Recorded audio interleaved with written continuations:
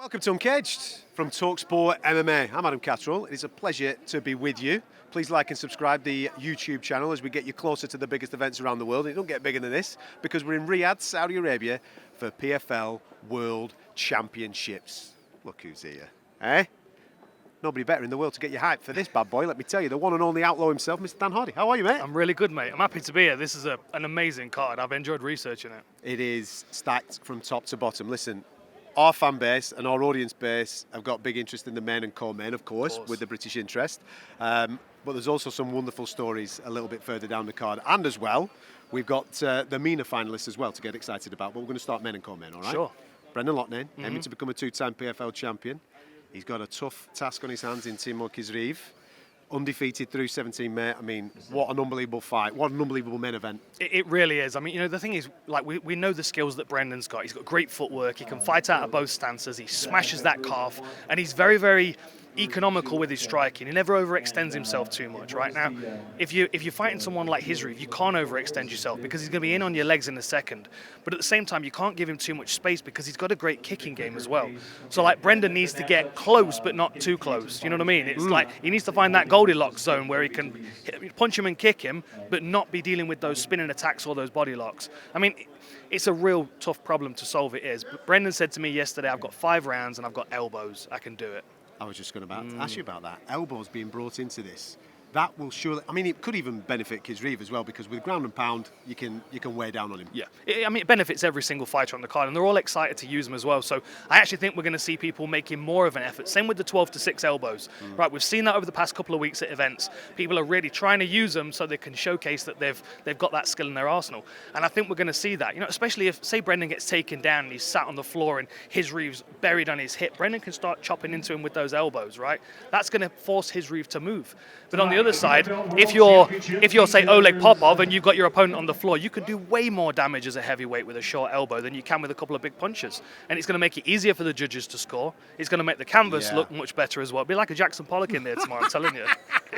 Crimson masks everywhere, ladies and gentlemen. Get ready for that. Brendan did say that he sees a lot of similarities between Khizriev and Bubba Jenkins from his obviously first PFL victory. Do you see that or not? Yeah, I mean, the thing that Bubba Jenkins is so good at is his chain wrestling, right? And these wrestlers that have got this tremendous pace and this gas tank, they're able to go one technique to the next technique to the next technique. And like, if I try a takedown and it fails, it failed and I'm disappointed with myself. But if they try a takedown and it fails, they just go on to the next one, right? And it's that chain wrestling that usually wears people down. Like Brendan's got great takedown defense, but if he has to defend 3-4 takedowns in a row, that's where your reaction times aren't quite as quick as someone that's been on the mat since they were born. You know, and that is really the challenge in trying to keep up with these guys that have had that long wrestling, you know, experience. Co-main event. Listen, we've been high on Dakota for a long period of time. I know that you have as well. In female MMA, I think we're crying out for that next superstar, and you've been around many fighters. This girl obviously is delivering inside the smart cage. I mean, she's never been to the judges in the PFL through 8 fights, which is ridiculous. She's finishing people galore, but she just seems to have that X factor, that little bit of something. When you speak to somebody, you're thinking, I'm in the presence of something very special here.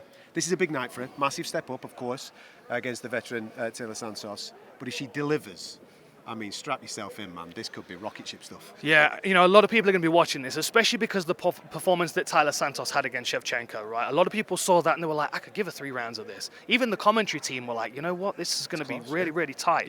And like Taylor Santos comes into the smart cage with that belief in herself that she can hang with the UFC world champion, which obviously is a huge confidence booster for her. But on the other side, like Dakota's she's not even been troubled, right? And this is the other thing you have to consider is, like, she doesn't know what it's like to be on the back foot, let alone to lose, right? In every single one of her fights, she is a bully. She is walking people down. And in this season, since she came over to the Global Championship after winning the European belt, it seems like there were a few girls in the division that were like kind of singling her out as like she's the one to beat and she's the one that's getting all the attention, all the hype, and like they took umbrage at it. And Dakota can feel this, and it's given her this venom that we didn't see when she was in Europe. I mean, she was vicious in Europe, don't get me wrong, but the way that she's finishing these girls now is it's scary, right? Knees to the guts, hooks to the solar plexus, and now she's got elbows and she's a Muay Thai fighter. It's so anti her personality. She's such a lovely person, but when that door shuts, something happens, man. Yeah, it does. It's like a red mist comes over. But she also doesn't get reckless, right? Yeah. And this is one thing that a lot of strikers pay for. They get excited, they get reckless. I've done it before. You charge forward, think you're going to knock them out, and then you're on your back. You're like, it was stupid. But that's why we loved you. Well, yeah, but it's much better for me to be knocking people out with body shots like she is, right? And that's because she can measure that range. Like you saw her against, against Jenna Bishop. You saw her build that frame and force her away to create that space. Same with Chelsea Hackett. Force her away with her elbows, gets that tie clinch, and then starts burying them into the midsection. And you just can't take those kind of knees. I mean, she's such an Anderson Silva frame for the weight class, right? Yeah. So, and same with Anderson Silva, he gets hold of Rich Franklin's head, and Rich Franklin can't do anything about it. Posture's broken, head comes down, knee comes up, game over. If we're giving Brendan the experience in the main event, we've got to give it to Taylor Santos in the core main. She's been there, done it, got the T-shirt, and she'll want to get older, Dakota, won't she, and take this down as quickly as possible?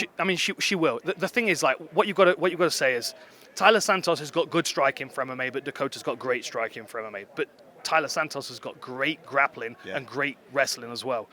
What we've seen her use all the way through her career, even before she came to the PFL, she gets a body lock, she gets that outside reap, and then she drags people off the fence, and then she's in top position.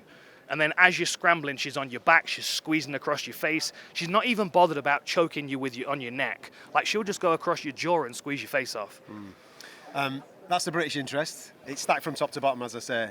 Impa Kasanganay has got an opportunity here to be a two-time champion. I mean, what an unbelievable 4 years. I mean, a lot of people watching this, they'll remember him from the Joaquin Buckley account, right?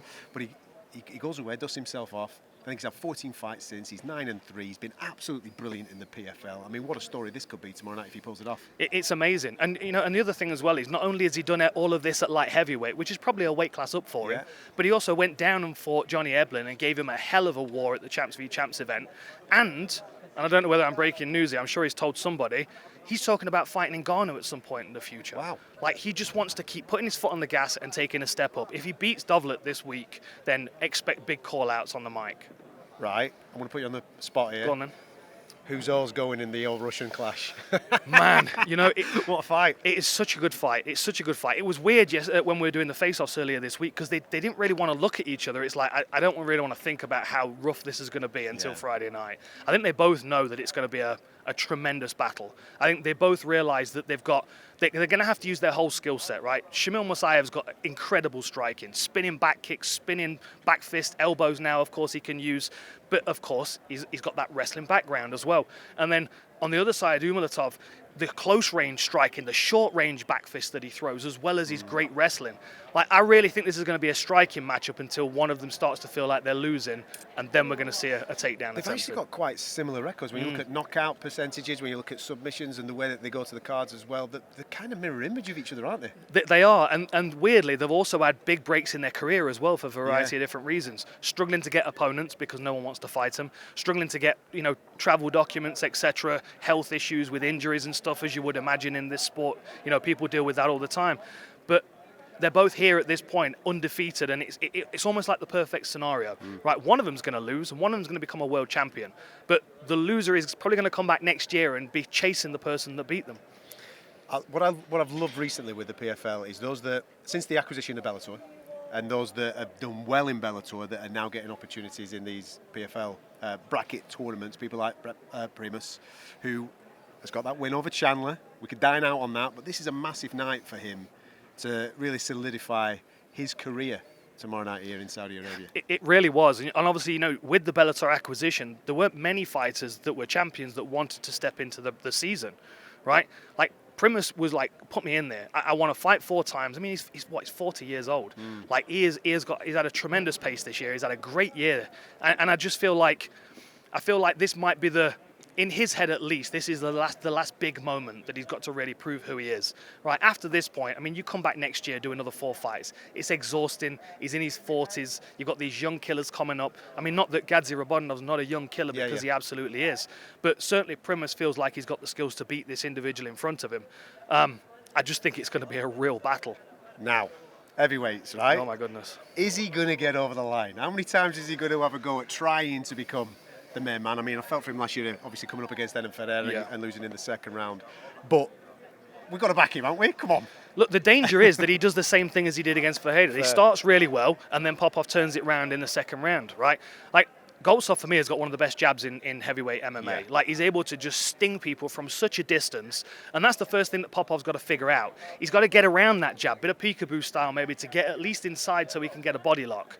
But then we know that Fedor wasn't the biggest guy, and he's trained Popov, and Popov's got a very similar style. He's got that unassuming physique, but when he starts clubbing you with those big hooks, it parlays into his takedowns, and then he's in top position. And again, I keep saying it, he's got elbows this time around. Yeah. It feels like he's not a reckless fighter as well. He doesn't like put himself at too much risk. He understands what he's up against. It's going to be a tough night tomorrow night. It really is. And you know, these guys have both got a tremendous amount of respect for one another, and they both know what they're dealing with, right? But the problem is, in recent history, you've seen Goltsov start well and then fail, right?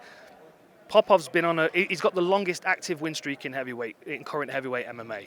It's insane, and that confidence that he comes in with, especially, you know, you say he doesn't take risks. He doesn't actually very much like fighting. He likes winning, right? He likes competing. Fair. He likes winning. But he wants to be a comedian. I mean, he's a real funny guy. You know what I mean? He's quite a personable guy, but he just realizes that this is what he's really good at. And once he gets on top of somebody, they can't do anything about it. I'll expect him to rock the mic then if he's successful tomorrow night with you. Just to finish off, obviously we've got the MENA finals as well, which is Middle East and North Africa. How important has that competition been for the growth of MMA in this particular area? It's been incredible. It really has. I mean, everybody that I speak to, you know, I'm working a lot with the Ministry of Sport while I'm here, and they're so thankful and grateful that we've created this platform for fighters across Arabia, across the Middle East, to be able to step onto a big stage that's getting a lot of attention and, you know, pick up good money in world championships. And honestly, the 4 MENA championships. Some talent on there, isn't there? Oh, they're so good. I mean, that first one, Mohamed Saifi against George, that is going to be a war. Both of those guys are like tanks. I mean, we're going to get some big knockouts. When do you get to over 10? Normally you're on fight night. I know that you get to an 11. Yeah. I'm feeling that you're about an 8.5, 9 at the moment, mate. Oh, well, jet lag is holding me back a little bit at the moment. Okay. I'm trying to manage my energy because I know. I mean, we've got 16 fights on Friday night, and we've got 10 5-rounders potentially. It's going to be a busy night, but. You know me, and I know you as well. Like, as soon as these fights start going, the day's rolling and we're enjoying ourselves. So I'm just excited for the first fight, and then we're in. Mate, I can't wait for tomorrow evening. You have a wonderful show. You'll be able to catch all this on the Zone, of course, in the UK. Make sure you're checking that out. Men and co-men. Brendan Loughnane going against Timur Khizrev for that featherweight strap. Can he become a two-time champion with the PFL? And Dakota Dechiva. Are we all strapping ourselves into that rocket ship? Is she going to take us off? Or will Taylor Santos spoil the party? Make sure you come and join us. Make sure you like and subscribe to the channel. And we'll be back for the full review of the PFL World Championship night. This is Uncaged on talkSPORT with myself, Adam Catterall, and British MMA legend Brendan Loughnane. It does not get bigger than this. I've said to him, we're going to go red panties, man. We are going to go all the way in. Tune in to our show every week for the biggest debates. You're a bona fide world champion in a major promotion. Sat there now, off the top of your head, can you tell me the criteria for judging MMA? Right off the top of your head. Not a clue. No, I'm being serious. You're holding up the division. This is the UFC. The best are supposed to be fighting the best. We're not here just to massage people's egos. The baddest interviews. Deontay Wilder, is he someone you'd like to fight? Absolutely, I would love that fight. You can't help but be impressed with what Alex Pereira's done over the past couple of years. I absolutely want to fight him. If that's what the UFC want to do one day, then we'll absolutely do it. And to keep up with everything in the world of MMA. So head over to the talkSPORT MMA YouTube channel to keep up to date with all the latest news and interviews. And whilst you're there, give us a like and follow. We're not here to take part, my friend. Here to take over. That's the one.